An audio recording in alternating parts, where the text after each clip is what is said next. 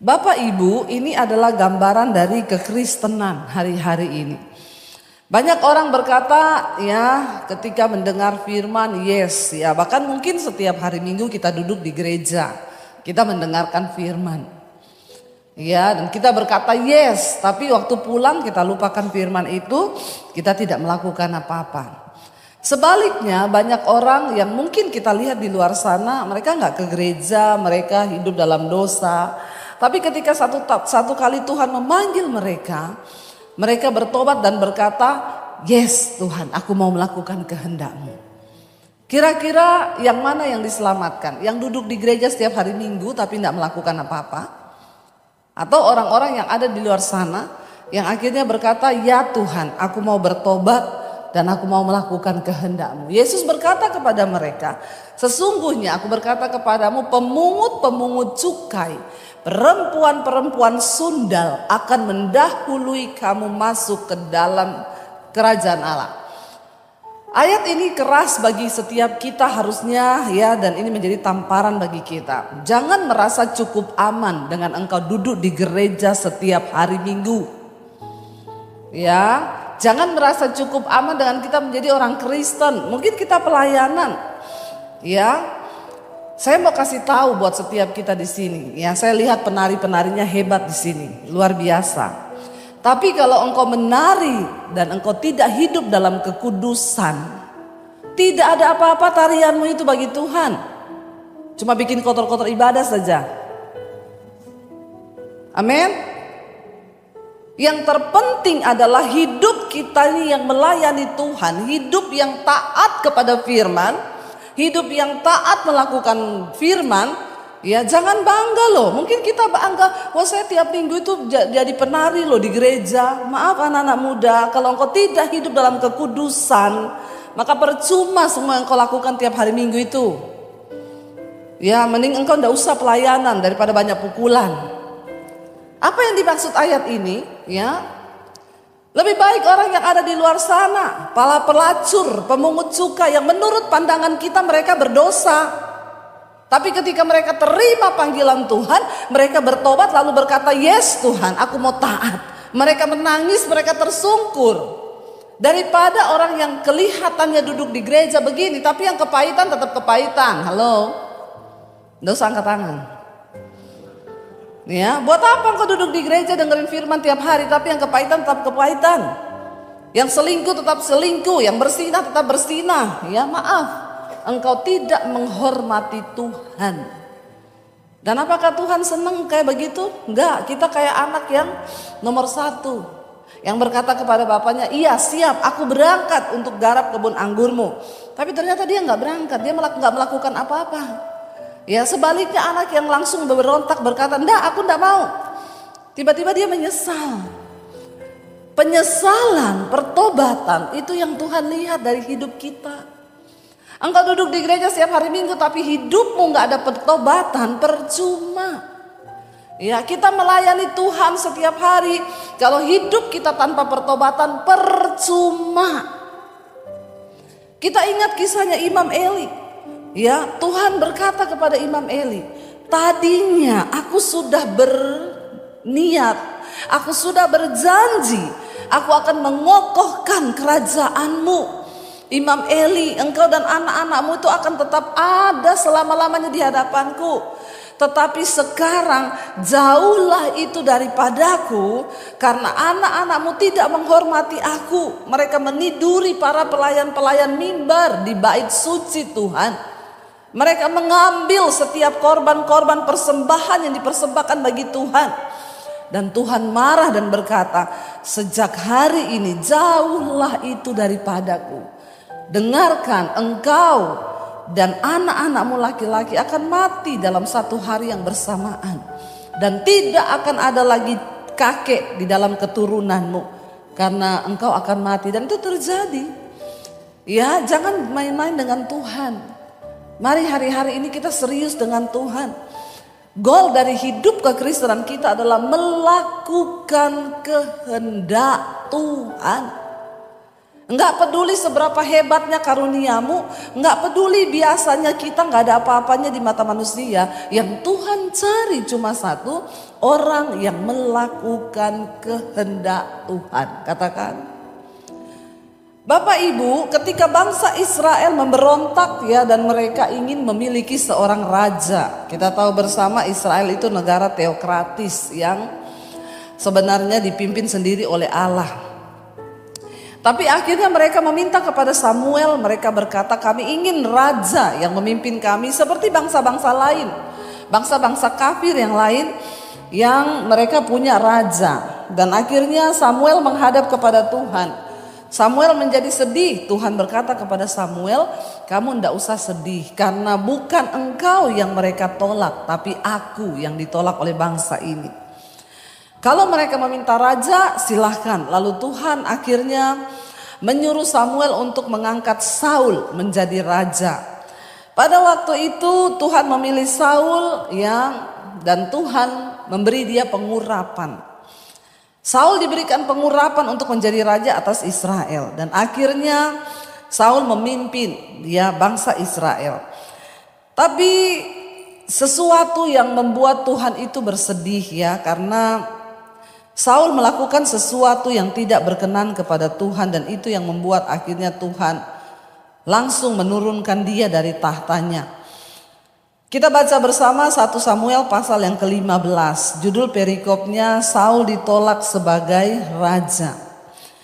1 Samuel pasal 15, saya akan baca ayat yang pertama, saudara ayat yang kedua kita baca bersama. Agak panjang pembacaan hari ini, tapi nggak apa-apa, kita baca Alkitab soalnya kalau di rumah nggak pada baca Alkitab. Saya tahu ini 1 Samuel pasal 15, judul perikopnya Saul ditolak sebagai raja. Berkatalah Samuel, ayat yang pertama, berkatalah Samuel kepada Saul, aku telah diutus oleh Tuhan untuk mengurapi engkau menjadi raja atas Israel, umatnya. Oleh sebab itu dengarkanlah bunyi firman Tuhan. Ayat 2 baca saudara, 1, 2, 3. Beginilah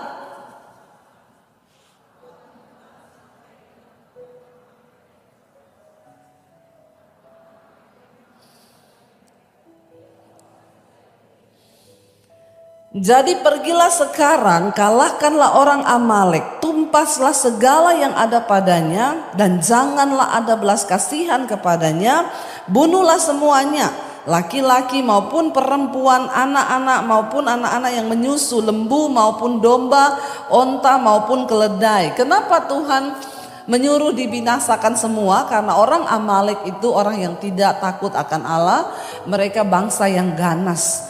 Mereka menganiaya, mereka menyiksa orang, bahkan mereka ini selalu menghalangi bangsa Israel. Jadi Tuhan menyuruh pada waktu itu Saul sebagai raja untuk pergi menumpas habis baik semua keledai, onta dan semuanya. Ayat 4 baca bersama, 1, 2, 3. Lalu Saul memanggil rakyat berkumpul dan memeriksa barisan mereka di Telaim. Ada 200.000 orang pasukan berjalan kaki dan 10.000 orang Yehuda. Ayat 5, setelah Saul sampai ke kota orang Amalek, disuruhnyalah orang-orang menghadang di lembah.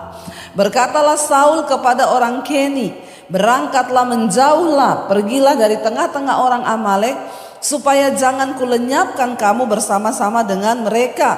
Bukankah kamu telah menunjukkan persahabatanmu kepada semua orang Israel ketika mereka pergi dari Mesir? Sesudah itu menjauhlah orang Keni dari tengah-tengah orang Amalek. Ayat 7. Saul memukul kala orang Amalek mulai dari Hawilas sampai ke Syur yang di sebelah timur Mesir. Agag raja orang Amalek ditangkapnya hidup-hidup, tetapi segenap rakyatnya ditumpasnya dengan mata pedang. Tetapi Saul dan rakyat itu menyelamatkan Agag dan kambing domba dan lembu-lembu yang terbaik dan tambun, pula anak domba dan segala yang berharga. Tidak mau mereka menumpas semuanya itu, tetapi segala hewan yang tidak berharga dan yang buruk itulah yang ditumpas mereka. Lalu datanglah firman Tuhan kepada Samuel demikian. Aku menyesal karena aku telah menjadikan Saul raja, sebab ia telah berbalik daripada aku dan tidak melaksanakan firman-Ku. Maka sakit hatilah Samuel dan ia berseru-seru kepada Tuhan semalam-malaman. Tuhan sudah berfirman kepada Samuel, kasih tahu kepada Saul, pergi tumpas orang Amalek. Kira-kira kalau Tuhan yang menyuruh dan berkata seperti itu, kira-kira Saul pasti bakal menang atau tidak? Kalau Tuhan yang suruh, pasti menang kan? Bapak Ibu, kalau Tuhan yang suruh kita, ya percayalah bahwa Tuhan yang menyertai, Tuhan yang mengurapi. Saya sering berkata kepada hamba-hamba Tuhan, kepada anak-anak Tuhan, ya saya ini dapat visi dari Tuhan Bu, mau bangun gereja. Kalau kamu mau bangun gereja, Tuhan yang suruh, ndak usah cari-cari dana kanan kiri. Amin. Bingung juga ya kalau Tuhan yang suruh terus nyusahin orang, ya itu Tuhan yang suruh atau lu yang mau? Kalau Tuhan yang suruh, maka pasti Tuhan yang menyediakan. Pasti ada jalannya, tidak usah kita coba tolong Tuhan. Orang Kristen sukanya banyak tolong Tuhan. Kalau Tuhan suruh ya jalan pakai iman. Ya saya suka ketawa kalau ketemu model-model hamba Tuhan. Ya nanti datang ngaku-ngaku ngomong bawa suara Tuhan. Ya apalagi ada sekarang di Jakarta hamba Tuhan yang bernubuat, ketemu orang-orang kaya. Dia bilang, Bu, Tuhan menyuruh ibu memberkati saya. Siapa yang suruh? Tuhan. Saya pernah di telepon orang dulu gitu, Ibu tadi malam ibu khotbah di gereja saya kan. Saya dapat suara Tuhan waktu ibu lagi khotbah. Tuhan bilang, ya hubungi Bu Debbie, hubungi Bu Debbie. Ya terus saya tanya, buat apa ya Bu? Jadi begini Bu, saya tuh kan ada utang 6 juta. Terus saya dengar suara Tuhan, langsung Tuhan suruh saya minta uang sama Ibu Debbie 6 juta. Saya bilang, oh makanya tadi malam juga saya dengar suara Tuhan, kenceng apa Bu? Tuhan bilang jangan dikasih, jangan dikasih. Bingung gak lu? Ngaku-ngaku bawa suara Tuhan. Ya, dia pikir cuma dia yang bisa dengar suara Tuhan, saya juga bisa dengar suara Tuhan. Ya, kalau Tuhan yang menyuruh maka pasti Tuhan yang menyertai, Tuhan yang memberi kemenangan. Waktu Tuhan menyuruh Saul maju, maka sudah pasti ya kemenangan itu akan diraih. Makanya Saul maju, tapi Tuhan berfirman, ya semua harus ditumpas, tidak boleh ada yang disisakan. Ketika Saul maju berperang, dia menumpas semua binatang kambing domba yang buruk, yang kurus, yang jelek ditumpas. Tapi yang tambun, yang gendut, kambing domba, yang seger, bahkan harta kekayaan yang lain tidak ditumpas. Lalu Tuhan berfirman kepada Samuel, saat itu juga aku menyesal. Jangan sampai dalam hidup kita ini Tuhan menyesal. Aku menyesal, Tuhan bilang sudah memberkati dia. Saya kasih dia duit, duitnya tuh buat hura-hura. Dia pakai untuk berzina, untuk melakukan segala kejahatan. Apapun yang Tuhan percayakan pada kita hari ini di tanganmu. Itu bukan secara kebetulan, karena Tuhan punya rencana. Ya bukan hanya harta, termasuk kesehatan. Kalau Tuhan kasih engkau kesehatan, tubuhmu itu engkau pakai buat apa? Ya, saya kemarin ketemu seseorang waktu pelayanan di Morowali, ya dia cerita kepada kita beberapa di situ, Bu saya ini ya sering jatuh dalam dosa persinahan, kenajisan Bu. Ya tapi ya kalau di Morowali begini saya kuat sih, tapi kalau saya sudah pergi ke Jakarta, aduh sudah masuk di hotel, ya aduh saya pengen lagi begitu. Jadi masih jatuh terus sampai sekarang. Iya Bu, ya. Saya cuma bilang hati-hati Pak, Tuhan beri engkau kesehatan, Tuhan beri engkau jabatan, Tuhan beri engkau berkat, itu bukan untuk engkau salah gunakan. Kalau Tuhan menyesal dengan semua itu, kau mati lagi di hotel sama perempuan telanjang masuk di koran. Orang kayak begini kan kita gak usah basa-basi lagi ya. Dia langsung takut. Aduh ibu, jangan bernubuat. Ya, saya bilang ini saya tidak bernubuat, tapi saya mengingatkan ya, kalau Tuhan udah bosan dengan hidupmu, kau lagi di hotel sama perempuan, kau mati serangan jantung, jantungmu berhenti, lalu keluar di surat kabar. Seumur hidup anak cucumu akan ingat itu. Langsung dia takut. Ya, lalu dia bilang doakan saya ibu. Ya doa sih nangis-nangis, nggak tahu ya tobat atau tidak. Karena kan banyak orang begitu ya, kumat, sukanya kumat. Tapi setidaknya ya kita sudah menyampaikan, hati-hati Bapak Ibu. Tuhan akhirnya menyesal. Kenapa? Cuma satu, Saul ini tidak melakukan kehendak Tuhan. Tuhan bilang maju, tumpas semua. Lalu alasannya Saul apa saudara? Lalu Samuel bangun, ayat yang ke-12, Samuel bangun pagi-pagi untuk bertemu dengan Saul. Tetapi diberitahukanlah kepada Samuel demikian, Saul telah ke Karmel tadi dan telah didirikannya baginya suatu tanda peringatan. Kemudian ia balik dan mengambil jurusan ke Gilgal.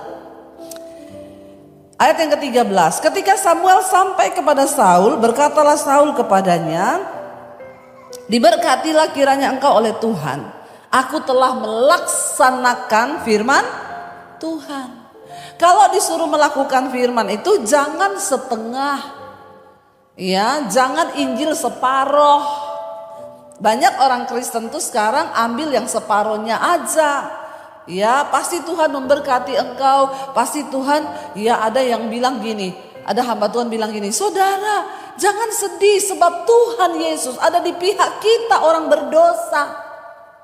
Lalu orang-orang berdosa senang berkata yes. Jadi kita mau hidup dalam persinahan, kita mau hidup dalam apa, Yesus di pihak kita. Saya komen di sana, tambahin di pihak orang berdosa yang mau bertobat. Kalau kamu gak mau bertobat ya binasa. Jangan ambil firman tuh sepotong-sepotong. Ya mintalah apa saja yang kau kehendaki, maka Tuhan pasti akan memberikannya. Ayat di depannya, jadi kalau engkau tinggal di dalamku dan firmanku tinggal di dalammu, maka mintalah apa saja Tuhan akan memberikan. Tapi syaratnya tinggal di dalamku dan firmanku ada di dalam kamu. Maka mintalah apa saja, itu baru ada terusannya. Alkitab firman Tuhan itu selalu ada sebab dan akibat. Ya, Saul berkata dengan pede, siap, aku sudah melakukan firman. Dia sudah melakukan firman yang mana? Yang Tuhan suruh, majulah, tumpaslah orang Amalek, berperanglah. Tapi yang belakangnya Tuhan bilang, tumpas habis, jangan ada yang disisakan, itu dia tidak lakukan. Kalau hari ini kita dipanggil oleh Tuhan untuk menjadi orang percaya, jangan setengah-setengah jadi orang Kristen. Ya, engkau jadi orang Kristen total semuanya. Tuhan suruh mengampuni, ampuni. Jangan kau bilang, gak bisa Tuhan itu terlalu sakit. Kalau soal perpuluhan sih saya taat ya. Tapi soal mengampuni, aduh tunggu dulu ya. Gak ada Tuhan begitu. Engkau taat 100%. Supaya jangan seperti Saul, dia berkata kepada Samuel dengan pedenya, ya aku sudah melaksanakan firman Tuhan, ayat 14. Tetapi kata Samuel, kalau begitu, apakah bunyi kambing domba yang sampai ke telingaku ini dan bunyi lembu-lembu yang kudengar itu? Karena ada suara lembu yang dia bawa jadi jarahan. Jawab Saul, semuanya itu dibawa daripada orang Amalek, sebab ya rakyat menyelamatkan kambing domba dan lembu-lembu yang terbaik dengan maksud untuk apa?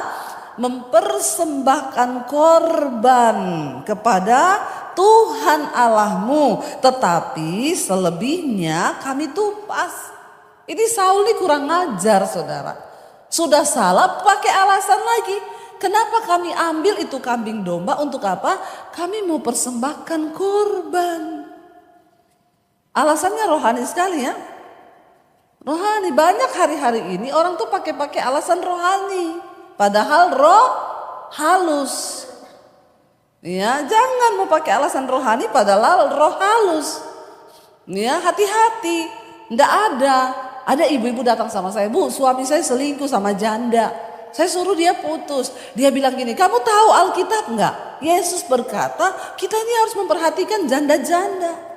Mengasihi janda-janda."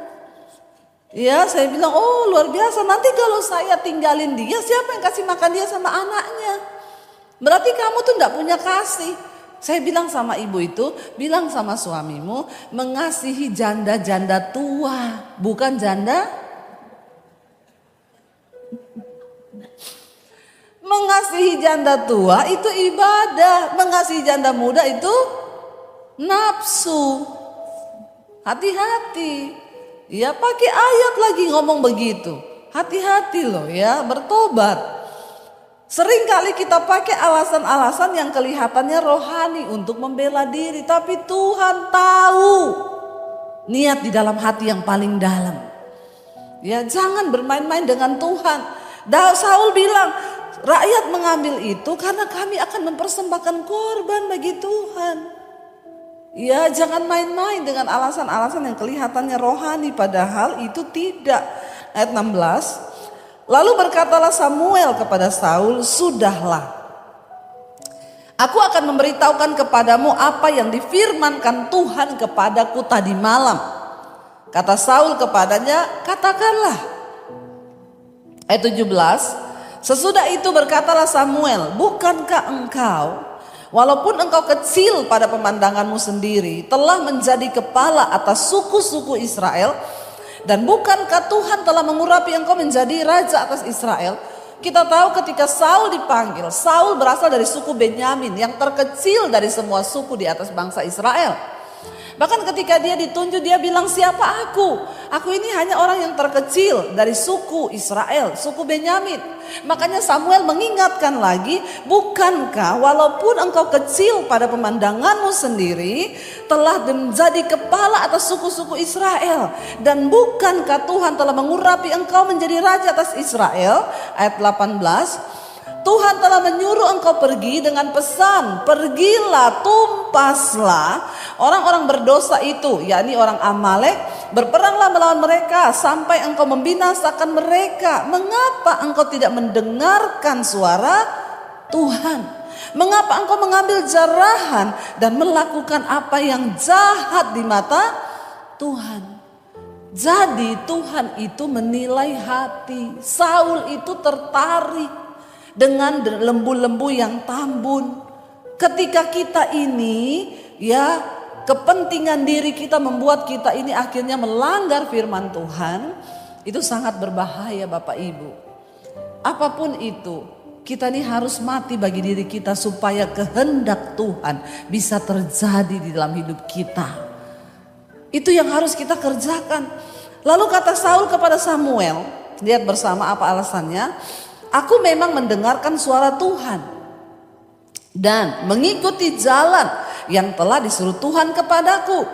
Dan aku membawa Agag, raja orang Amalek. Tetapi orang Amalek itu sendiri telah kutumpas, tapi rajanya enggak, dibawa sama dia." Ya, ayat 21, lihat alasannya Saul.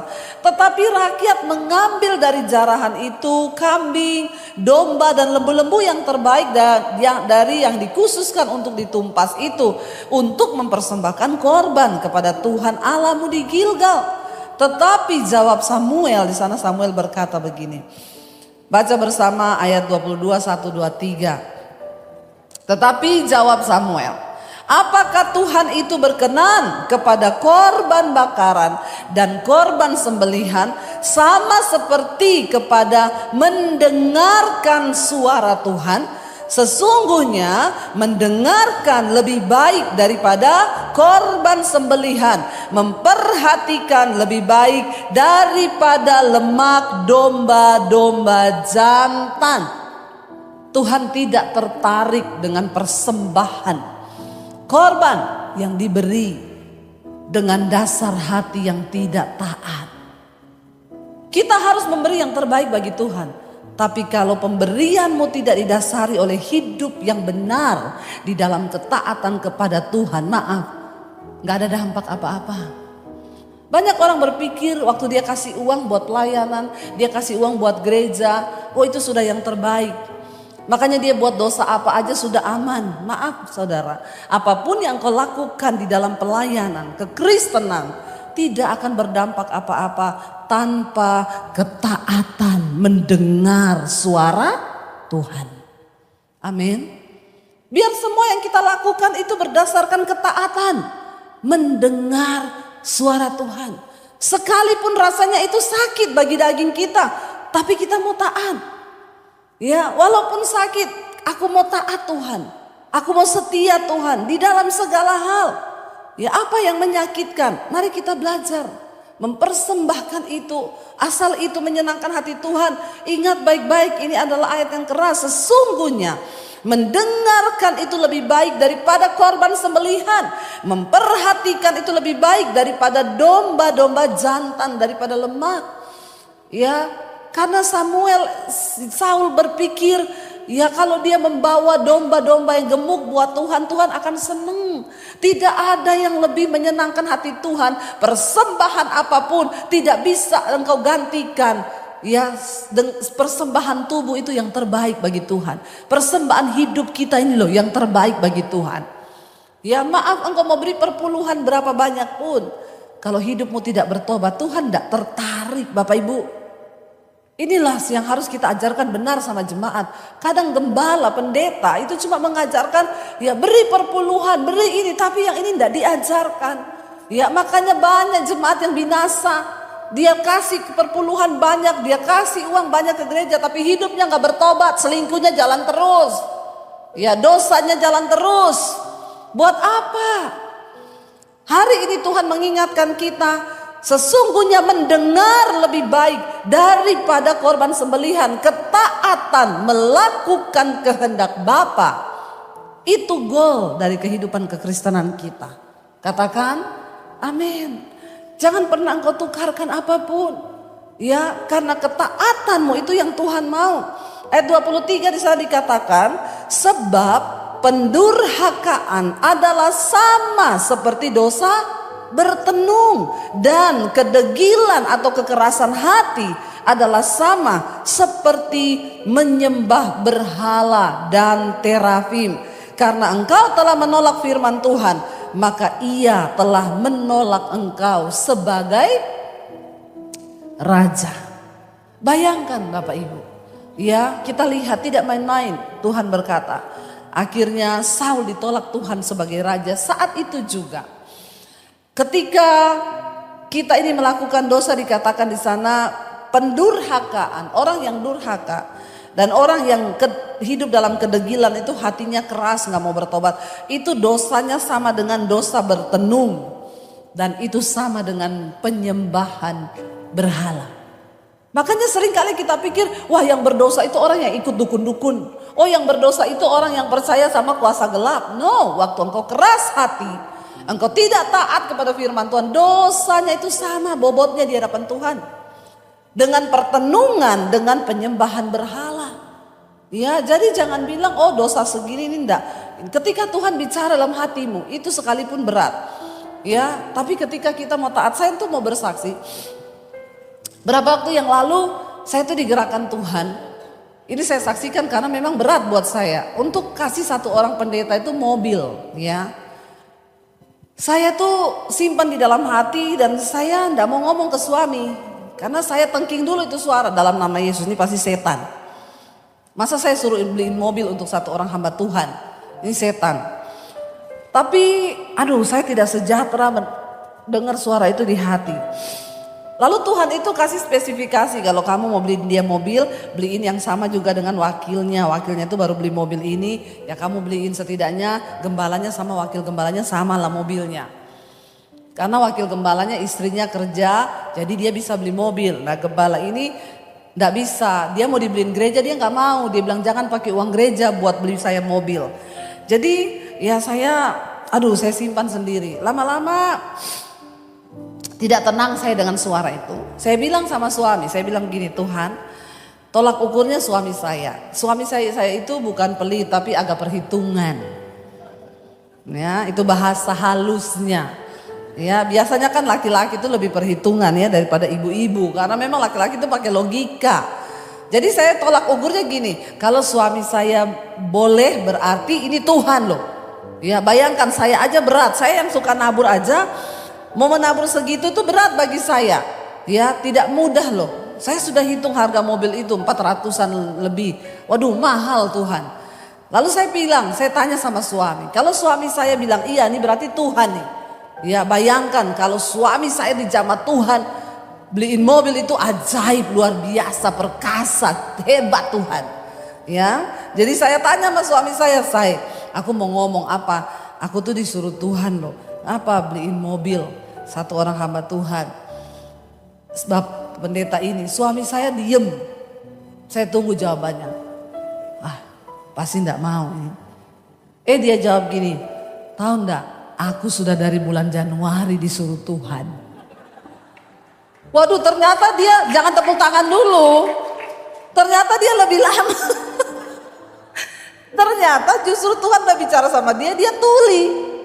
Jadi Tuhan bicara sama saya. Saya pikir tuh Tuhan bicaranya sama saya, ternyata sama dia lebih dulu. Ya, jadi dia bilang, tahu enggak itu aku dari Januari lalu Tuhan suruh. Kenapa kamu udah ngomong saya? Yo berat loh. Ya, lalu saya bilang, oh ya berat ya. Tapi ini sudah peneguhan kita berdua, berarti kita melangkah ya. Ya udah siap ya. Mobilnya ini, dia juga sepakat. Iya, ya udah mobilnya itu. Jadi sikap hati saya itu sudah rela kehilangan uang 400 juta sekian. Satu saat saya bilang gini, karena waktu itu kita lagi pelayanan seminar, saya bilang sama suami saya, nanti pulang dari seminar ini kita urus ya, kita beli di dealer, kita suruh orang kirim. Waktu itu saya lagi pelayanan, kita punya grup pelayanan, pendetanya itu kita kirimin foto, kita lagi makan enak ini gini-gini, ya dia kirimin foto, lagi makan McD di pinggir jalan. Terus kita tanya, kenapa Pak, kok bisa duduk di pinggir jalan? Mobil saya mogok. Saya sama suami saya semakin merasa berdosa. Karena kita mobilnya mogok loh. Harusnya kita sudah beliin loh. Ya. Terus saya itu nyeletuk aja di situ. Ada satu teman pengusaha, saya bilang, "Pak, ya, lihat nih pendeta Pak, mobilnya mogok Pak. Tuhan ini lagi suruh saya loh beli mobil buat dia. Bapak mau ikut nggak?" Dia langsung ngomong, "Oke Bu, kita paruan ya." Puji Tuhan. Tapi Tuhan udah lihat loh, hati saya dan suami sudah sepakat loh, ya kita relain ya uang segitu. Bapak Ibu, ya saya percuma khotbah kemana-mana, KKR orang dilawat Tuhan. Kalau mendengar yang begitu-begitu itu saya enggak taat sama Tuhan. Maka hilanglah semua itu yang saya lakukan. Mendengar itu lebih baik daripada mempersembahkan korban atau jadwal kegiatan pelayananmu yang penuh. Jadi saya belajar dari situ, ya saya bilang aduh Tuhan ya, dan memang ternyata pendeta itu lagi bergumul, dia bilang kalau untuk beli ya pakai uang gereja saya tidak mau. Tapi kalau untuk nabung juga dengan uang saya memang belum mungkin hari ini. Dan ya itu ternyata jawaban doa buat dia. Ya, dan saya melihat ketika kita ini hatinya rela, sebenarnya Tuhan tuh cuma mau lihat kerelaan hatimu. Sebenarnya Tuhan udah tahu kan kamu gak bakal keluar segitu banyak. Nanti aku kasih ketemu orang, nanti dia separuh, tapi hatimu rela enggak?